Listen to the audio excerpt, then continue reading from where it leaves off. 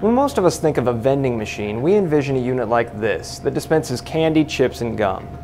But government agencies in Sacramento, California are showing just how versatile a vending machine can be.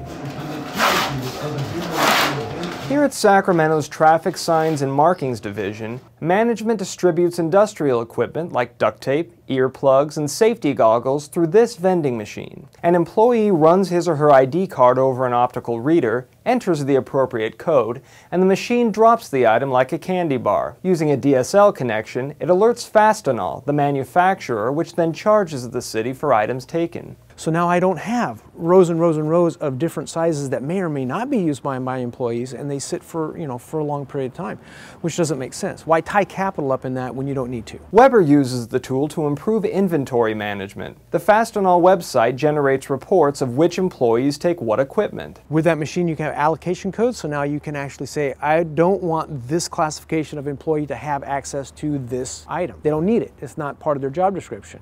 When employees needed equipment in the past, their superiors handed them a key to this shed. Workers recorded what they took on a notepad. Weber also no longer needs to send employees on the clock out on shopping trips to buy the equipment.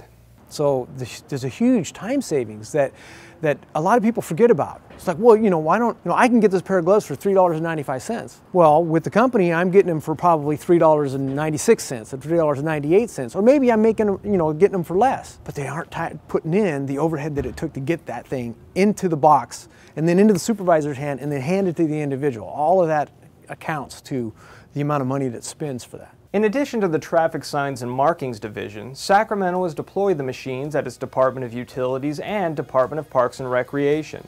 We'll check back with the city when they can quantify the savings that have resulted. For GTTV, I'm Andy Opsahl.